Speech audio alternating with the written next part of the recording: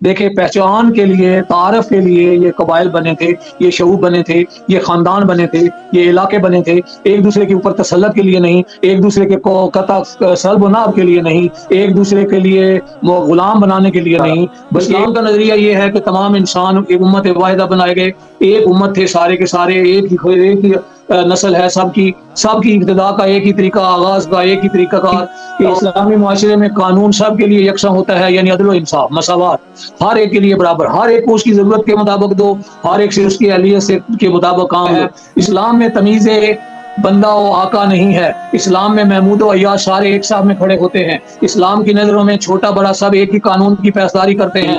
انما امرهم الى الله ثم ينبئهم بما كانوا يفعلون۔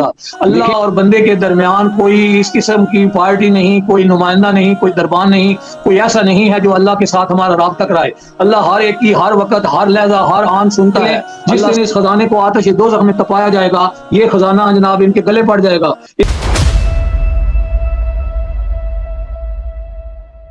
بسم اللہ الرحمن الرحیم۔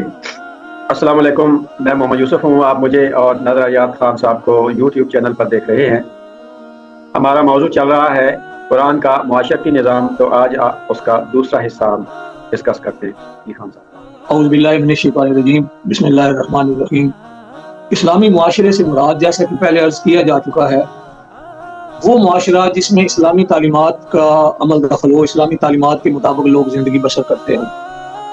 اس وقت دنیا میں کسی بھی ملک میں، کسی بھی خطے میں کوئی اسلامی معاشرہ تو موجود نہیں ہے۔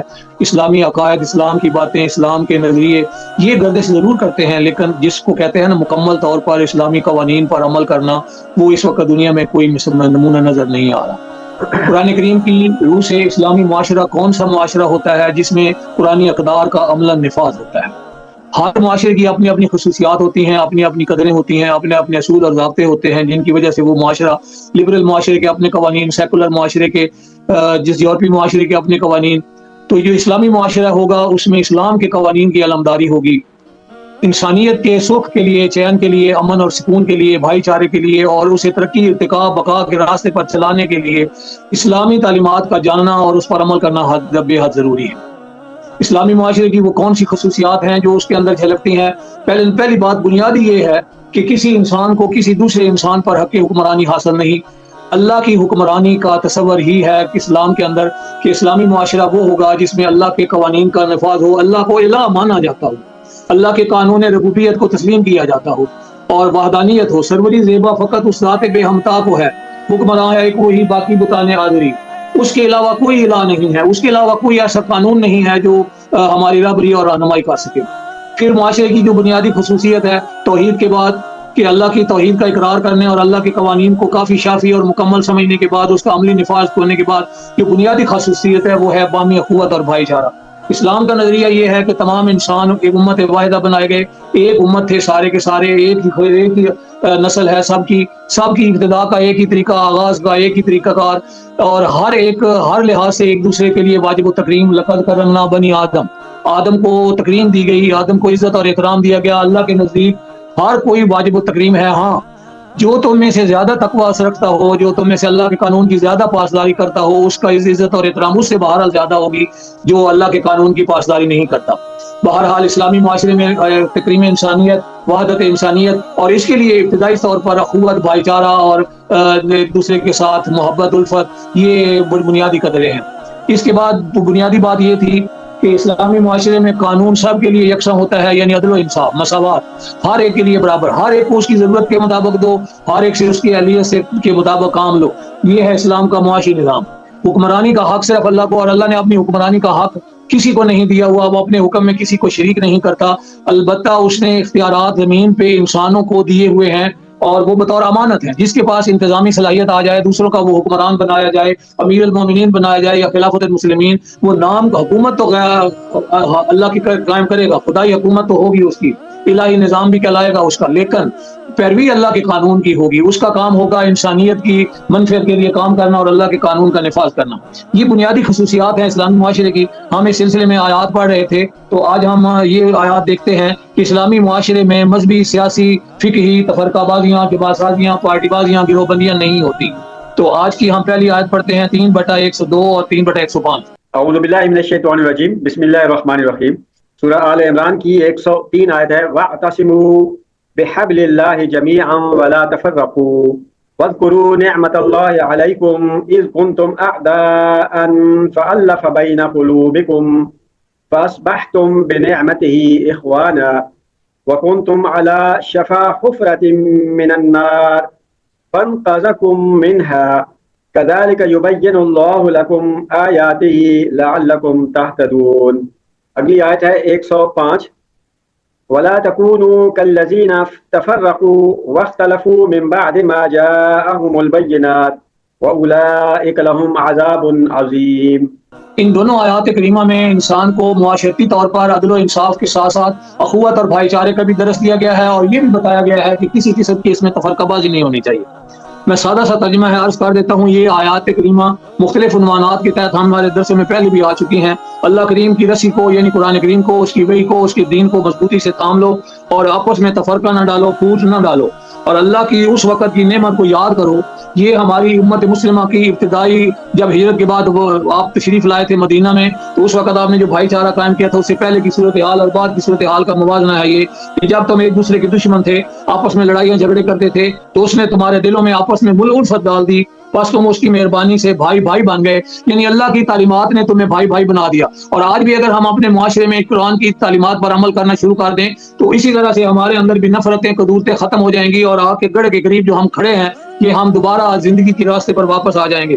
تم آگ کے گڑھے کے کنارے پہنچ چکے تھے، اس نے تمہیں بچا لیا۔ اللہ تعالیٰ اس طرح تمہارے لیے اپنی نشانیاں بیان کرتا ہے تاکہ تم ہدایت پاؤ، یعنی ہم اس پر عمل کریں، دیکھیں ہم کیا تھے، کیا ہو گئے اور اب کیا ہیں، اب ہمیں کیا ہونا چاہیے۔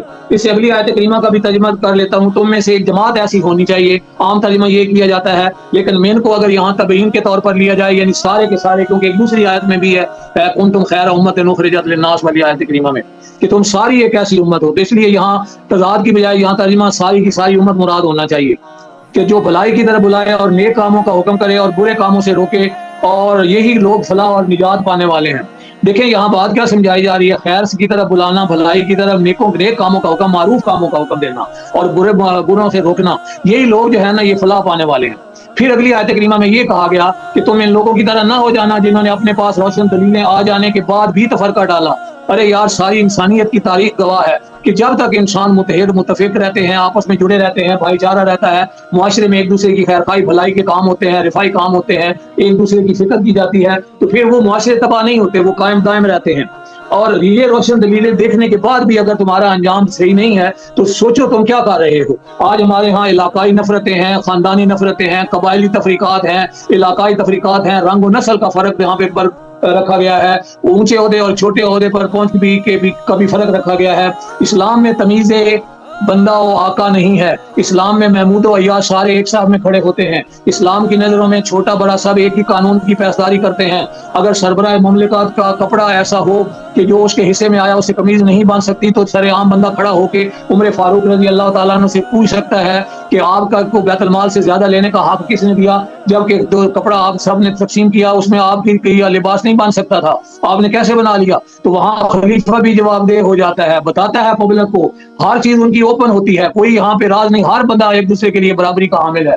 حضرت عمر رضی اللہ تعالیٰ عنہ فرماتے ہیں کہ اے عمر، ایک گورنر کو، کہ تم نے کب سے ان کو غلام پیدا دیکھ لیا جبکہ اللہ نے تو ان کو آزاد پیدا کیا۔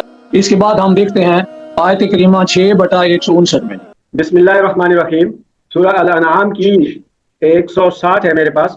ان الذين فرقوا دينهم وكانوا شيعا لست منهم في شيء انما امرهم الى الله ثم ينبئهم بما كانوا يفعلون۔ دیکھیں اس آیت کریمہ میں کیا فرمایا گیا ہے۔ اسی جیسی ایک اور آیت میں ہے کہ تم مشرکین میں سے نہ ہو جانا، ولا تکونوا من المشرکین۔ یہ کون ہوتے ہیں؟ الذین فرقوا دینہم، جو اپنے دین میں تفرقے ڈال لیتے ہیں، وکانوا شیعا، اور جماعت سازی شروع کر دیتے ہیں، پارٹیاں بنا لیتے ہیں، گروہ بندیاں بنا لیتے ہیں، اے میرے پیغمبر صلی اللہ علیہ وسلم ان کو واضح کر دیں کہ ایسا کرنے والے جو تفرقہ بازی کرتے ہیں وہ دنیا میں وہ ایک قسم کا مشرکوں والا کام ہوتا ہے۔ اور اس آیت کریمہ میں اسی کے بارے میں یہ بتایا جا رہا ہے کہ ایسے لوگ بے شک اپنا نسبت آپ کے ساتھ کریں، بے شک اپنا رشتہ آپ کے ساتھ جوڑیں، بے شک کہیں کہ ہم عاشق رسول ہیں، بے شک کہیں کہ ہم پیغمبر علیہ الصلوۃ والسلام کی نبوت اور رسالت کا اقرار کرتے ہیں اور ان کی اسوہ حسنہ، ان کی زندگی کو اسوہ حسنہ مانتے ہیں، لیکن میرے پیغمبر آپ کا ان سے کسی معاملے میں کوئی تعلق نہیں ہے۔ یہاں منع کر دیا گیا ہے تفرقہ بازی سے، اور ان کا تعلق نسبت پیغمبر ختم کی بات ہو رہی ہے۔ جب حضور اکرم صلی اللہ علیہ وسلم سے کسی امتی کا تعلق ہی نہیں رہے گا تو پھر وہ اس امت میں شامل کیسے ہوگا، وہ مسلمان کیسا ہوگا؟ یہاں پہ بتایا جا رہا ہے کہ اسلامی معاشرے میں اخوت اور بھائی چارہ یہ بنیادی قدریں ہوتی ہیں، ایک دوسرے کی خیر خواہی اور بھلائی۔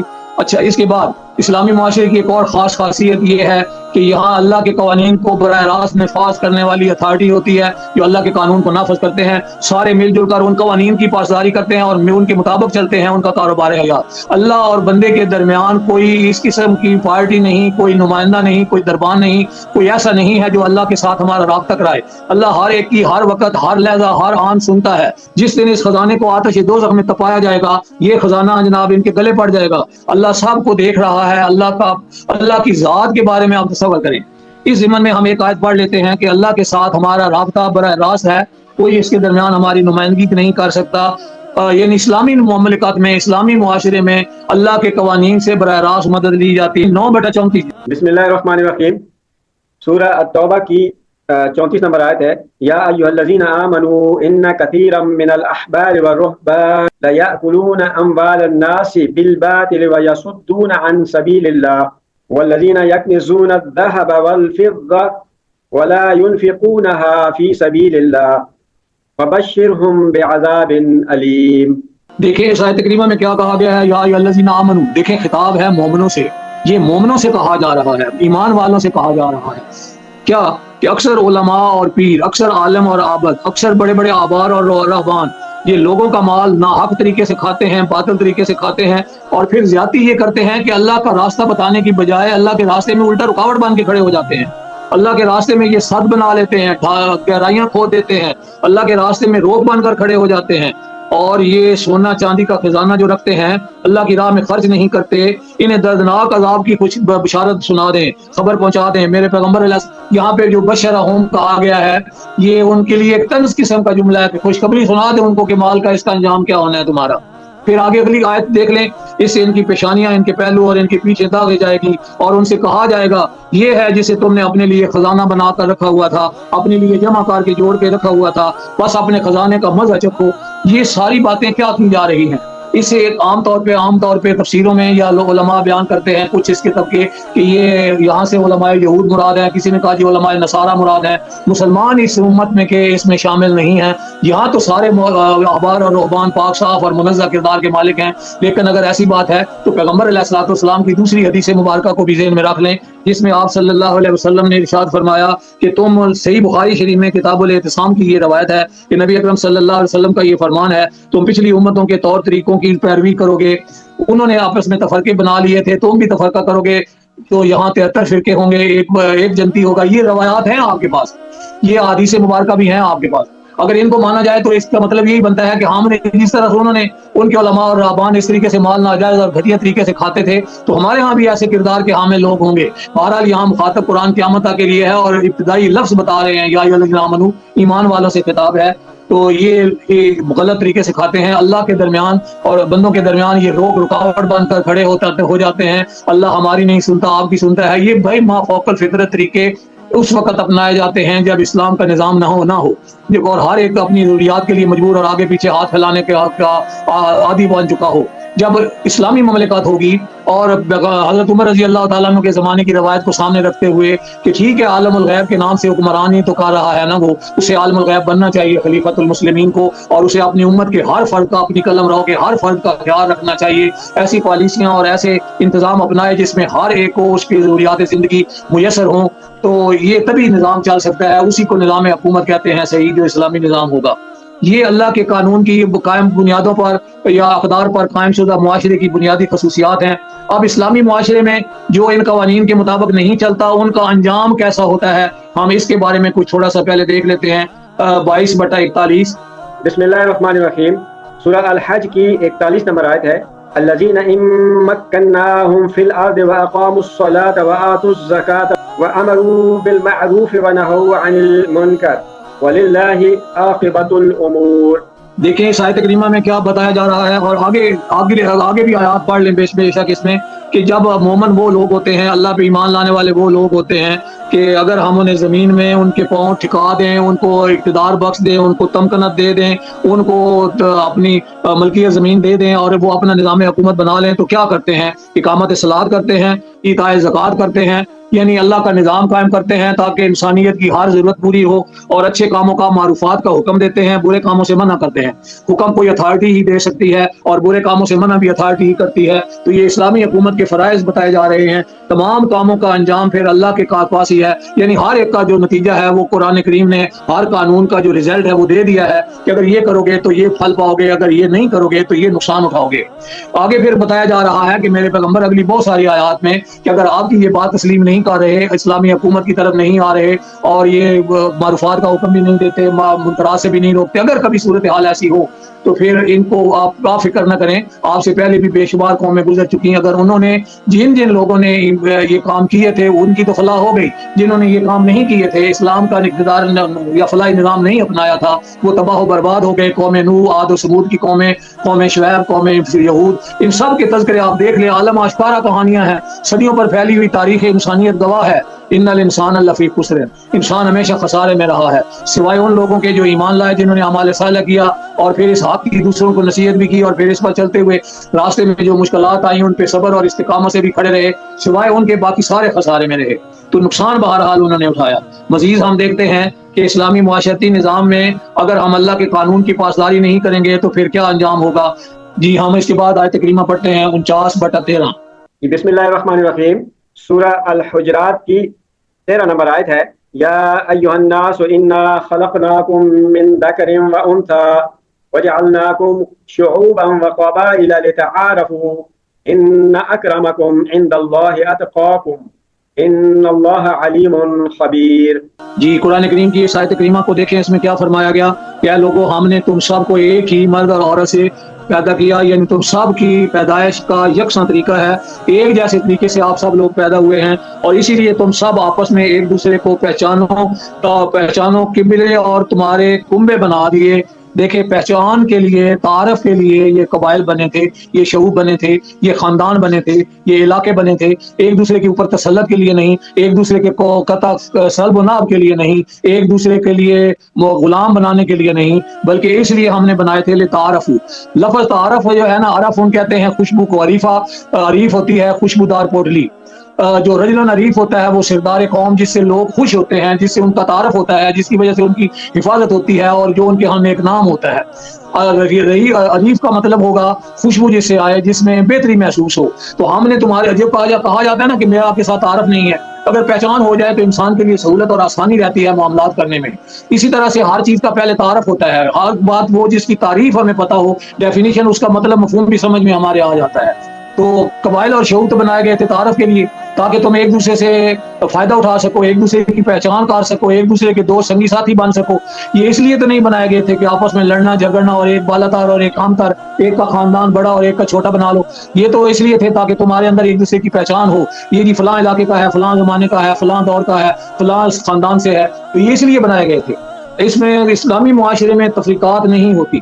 اللہ کے نزدیک تو سب میں سے عزت والا وہ ہے، ان اکرمکم عند اللہ اتقاکم، جو اللہ کے قانون کی زیادہ پاسداری کرنے والا ہو۔ بس یہ تفریق ہے کہ جو تمہیں اللہ کے قانون کی زیادہ پاسداری کرے گا وہ زیادہ اچھا ہوگا، جو کم پاسداری کرے گا وہ کم اچھا ہوگا، جو مخالفت میں آ جائے گا وہ پھر اپنا نقصان خود کرے گا۔ آگے پھر یہ ہے کہ قرآن کریم میں کہ یہ جو مومن لوگ ہوتے ہیں یہ اپنی جان مال دے کے اللہ کے راستے میں اپنے لیے آسانیاں پیدا کرتے ہیں اور اپنے لیے قربانی کے جذبے رکھتے ہوئے معاشرے کو امن اور سکون کی طرف لے جاتے ہیں۔ تو ابھی تک ہم نے یہ دیکھا کہ اسلامی معاشرے میں کسی قسم کی علاقائی تفریقات نہیں ہوتی، اللہ اور بندے کے درمیان کوئی کسی قسم کا درمیانی رابطہ نہیں ہوتا، براہ راست اللہ کا قانون، یہ ساری اسلامی معاشرے کی خصوصیات ہیں۔